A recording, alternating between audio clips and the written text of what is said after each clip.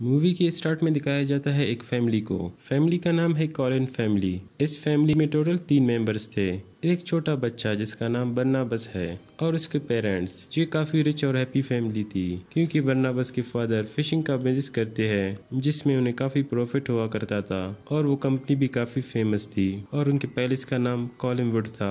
फिर देखते ही देखते बरनाबस बड़ा हो गया और वो पैलेस में काम करने वाली एक लड़की के साथ रिलेशन में होता है और उस लड़की का नाम एंजेलिक था। एंजेलिक बरनाबस को कहती है कि मुझे शादी के लिए प्रपोज कर लो, जिस पर बरनाबस कहता है कि मैं तुमसे तो शादी नहीं करना चाहता। असल में तो बरनाबस किसी और को पसंद करता था और उसी के साथ शादी करना चाहता था। इसीलिए एंजेलिक को ये बात बुरी लग जाती थी और वह बरनाबस से बदला लेना चाहती थी। इसीलिए वो ब्लैक मैजिक करके बरनाबस के पेरेंट्स को मार देती है। साथ ही साथ वो बरनाबस को भी कर्ज देती है कि जिससे तुम प्यार करती हो वो भी मर जाएगी। इसीलिए एंजेलिक उस लड़की को पोजेस करके उससे सुसाइड करवा देती है।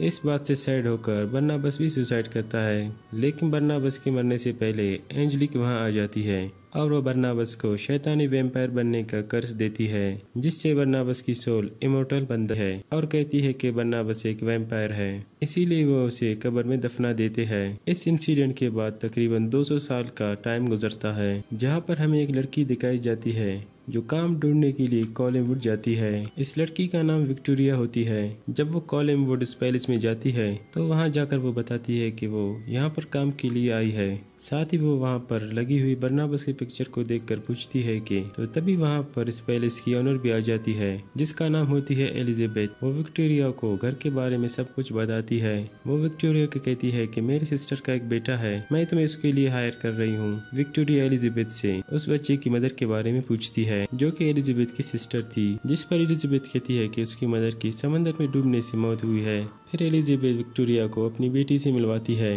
और खाने के टेबल पर विक्टोरिया उस बच्चे के फादर से मिलते हैं। तभी वहाँ पर एलिजाबेथ की फ्रेंड आ जाती है जो कि एक साइकेट्रिस्ट है। फिर वही बच्चा चादर ओढ़कर विक्टोरिया को डराने आती है, जिस पर एलिजाबेथ उस बच्चे को कहती है कि आज से ये तुम्हारी न्यू टीचर है। वो बच्चा कहती है कि मेरी मदर तो मरी नहीं है। यहाँ पर फिर से कोई चादर ओढ़कर विक्टोरिया को डराने आती है। तब वो चादर हटाकर देखती है तो वहाँ पर एक सोल होती है जो विक्टोरिया को बताती है कि वो आ रहा है। यहाँ पर विक्टोरिया को कुछ भी समझ नहीं आता, इसीलिए वो इस सोल का पीछा करती है। इसके बाद हम देखते हैं कुछ लोग कंस्ट्रक्शन का काम कर रहे होते हैं। जैसे ही उस कॉफिन को खोलते हैं तो बरनाबस उससे बाहर आ जाता है, तो वो एक एक करके सब पर अटैक कर देता है और उनका खून पीकर उन्हें मार डालता है। फिर वो एक आदमी से पूछता है कि बताओ कॉलिन फैमिली का कोई भी मेंबर जिंदा है कि नहीं। आदमी इस पर कहता है कि जी हाँ, 4 मेंबर्स अभी भी जिंदा है। बरनाबस उस आदमी को हिप्नोटाइज करके उसे अपना गुलाम बना देता है। फिर बरनाबस अपने घर चला जाता है। वहाँ जाकर वो एलिजाबेथ की बेटी और उसके नेफियो से मिलती है।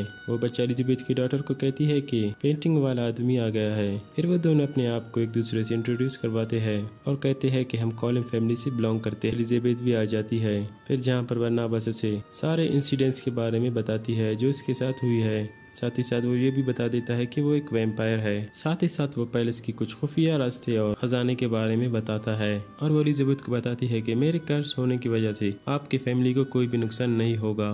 इतने सारे खजाने को देखकर एलिजाबेथ कहती है कि इतने सालों से इस खजाने के बारे में हमें पता नहीं चला। बरनाबस उसे कहता है कि मैं यहाँ पर रहकर आपके फैमिली का मेंबर बनना चाहता हूँ। एलिजाबेथ इसकी ये बात मानती है और साथ साथ ये भी कहती है ये बात हम दोनों के बीच सीक्रेट रहेगी। इसके बाद बरनाबस फैमिली के बाकी मेंबर से मिलता है और अपने फिशिंग के बिजनेस के बारे में पूछता है। एलिजाबेथ कहती है कि फिशिंग का बिजनेस ऑलमोस्ट खत्म होने वाला है क्योंकि इस पर एंजेलिक ने कब्जा कर लिया है। उसने सारे फिशरमैन को खरीद लिया है, जिस पर बरनाबस कहता है कि आपको फिक्र करने की कोई ज़रूरत नहीं है।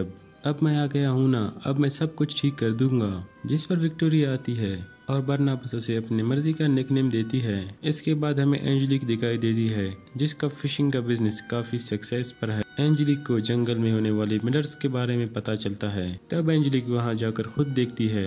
तब उसे पता चलती है कि बरनाबस अपने कब्र से बाहर निकल आ गया है। तब वो समझ जाती है कि बरनाबस अपने पैलेस में होगी, तो इसीलिए एंजेलिक भी कॉलिनवुड चली जाती है। वहां जाकर वो एलिजाबेथ से बरनाबस के बारे में पूछती है। इसके बाद एंजेलिक बरनाबस से मिलती है क्योंकि वो एक दूसरे को जानते हैं, इसीलिए वो अपने पास्ट की बातें करते रहते हैं। बरनाबस उससे कहता है कि तुमने मेरे साथ अच्छा नहीं किया। जिस लड़की को मैं पसंद करता था उसे आपने मार दिया और मुझे कर्ज देकर वैम्पायर बना डाला। लेकिन एंजेलिक उसे तसल्ली देकर कहती है कि सब कुछ भूल जाओ क्योंकि मैं तुम्हारे साथ अपने लाइफ का न्यू स्टार्ट लेना चाहती हूँ। लेकिन इसके लिए बरनाबस उसे साफ इनकार करता है। यहाँ पर बरनाबस को पता चलता है कि असल में एंजेलिक ने उसके बिजनेस को तबाह कर दिया है। इसके बाद बरनाबस खजाने के पैसों से कंपनी को दोबारा से स्टार्ट करता है। फिर वो साइकियाट्रिस्ट बरनाबस को हिप्नोटाइज करती है, जहाँ पर उसे पता चलती है कि बरनाबस असल में एक वैम्पायर है। तब वो फौरन एलिजाबेथ के पास जाती है। एलिजाबेथ से कहती है कि तुमने मुझसे क्यों छुपाया, वो एक वैम्पायर है। क्योंकि वो वैम्पायर है अब किलर भी है, और उसे घर में रखना बिल्कुल भी सही नहीं है, इसे घर से निकाल दो। एलिजाबेथ कहती है कि वो कहीं पर नहीं जाएगा, वो हमारे साथ इधर ही रहेगी। इसके बाद बरनाबस और विक्टोरिया की दोस्ती हो जाती है। वो एक दूसरे के साथ काफी टाइम स्पेंड करने लगते हैं। एंजेलिक बरनाबस से मिलने के लिए एक मीटिंग रखती है। तब बरनाबस उससे मिलने के लिए उसके ऑफिस आ जाता है। एंजेलिक बरनाबस को कहती है कि वो अपनी कंपनी उसे सेल कर दे, लेकिन बरनाबस उसे साफ इनकार करता है। वो साइकियाट्रिस्ट फिर बहाने से बरनाबस का ब्लड निकाल लेती है। विक्टोरिया को अपने बचपन का ख्वाब आता है। जब वो छोटी थी तो उसे गोश्त दिखाई देते थे, इसी वजह से उनके पेरेंट्स ने उन्हें साइकियाट्रिस्ट हॉस्पिटल भिजवा दिया।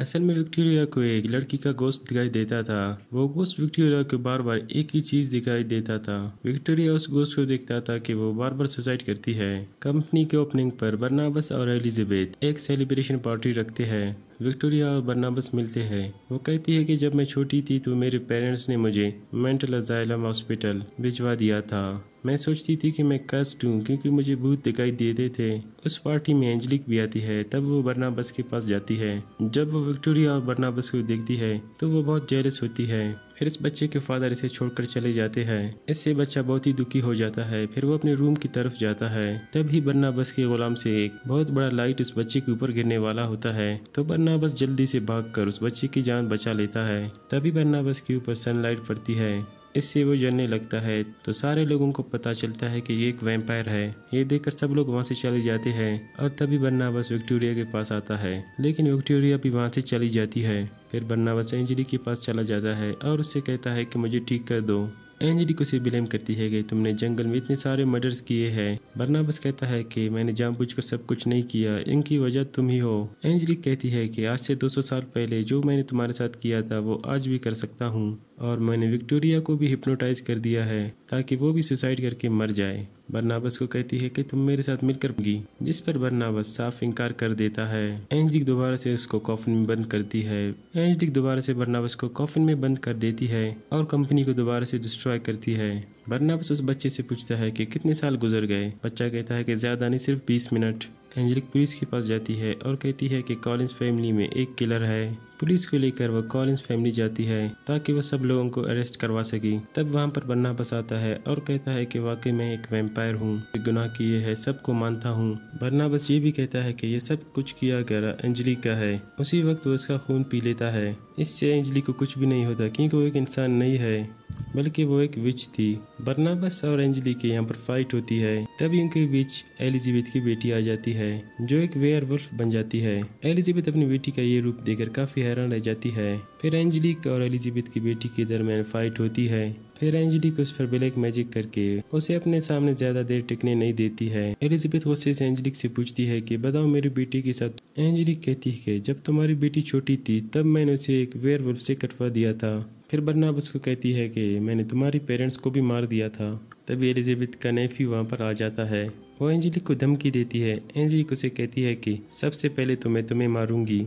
एंजेलिक उस बच्चे को मारने के लिए उसकी तरफ बढ़ रही होती है कि तभी वहाँ पर उस बच्चे की मदर की सोल वो एंजेलिक पर जोर से चिल्लाती है। एंजेलिक उसके चिल्लाने की वजह से झूमर पर जाकर लटकती है और वो झूमर नीचे आकर गिर जाता है। एंजेलिक भी काफी तरीके से अब इंजर्ड हो जाती है। बरनाबस सभी लोगों को कहता है कि अब घर से बाहर निकलो, और देखते ही देखते उस घर में आग लग जाती है। तब एलिजाबेथ सबको लेकर घर से बाहर आ जाती है, पास आता है और कहता है कि तुमने तो मेरे साथ प्यार किया ही नहीं है, ये सब तुम्हारा ब्लैक मैजिक था, तुम मेरे ऊपर कंट्रोल करना चाहते थे। एंजेलिक कहती है कि मैं तो तुमसे प्यार करती हूँ। तभी वो अपना दिल निकाल कर बरनाबस को देती है। बरनाबस के आंखों के सामने ही एंजेलिक की मौत हो जाती है। फिर बरनाबस घर के बाहर विक्टोरिया को ढूंढने चला जाता है, जो कि एंजेलिक की पोजेस करने की वजह से माउंटेन्स की तरफ सुसाइड करने के लिए जाती। विक्टोरिया वहाँ पर सुसाइड करने वाली होती है कि बरनाबस आकर उससे बचा लेता है। विक्टोरिया से कहती है कि हम कभी भी एक नहीं हो सकते, तुमने मुझे हमेशा के लिए खो दिया क्योंकि तुम एक वैम्पायर हो, तुम अंधेरे में रहते हो और मैं लाइट में रहता हूँ। बरनाबस कहता है कि इसका कोई सोल्यूशन हम निकालेंगे। विक्टोरिया कहती है कि इसका एक ही सोल्यूशन है। ये कहती ही वो कूद जाती है। तब बरनाबस भी उसके साथ ही कूद जाता है। ज़मीन पर गिरते ही बरनाबस सोचता है कि विक्टोरिया अब मर चुकी होगी। तभी विक्टोरिया वैम्पायर होकर अपनी आंखें खोलती है और तभी बरनाबस को कहती है कि मुझे विक्टोरिया नहीं बुलाओ, मुझे उस नाम से बुलाओ जो तुमने मेरा निकनेम रखा था, क्योंकि आज से मैं तुम्हारी तरह एक वैम्पायर हूँ। तभी वो हमेशा के लिए एक दूसरे से मिल जाते हैं। इसी के साथ ही ये मूवी यहाँ पर एंड हो जाता है। Thank you for watching.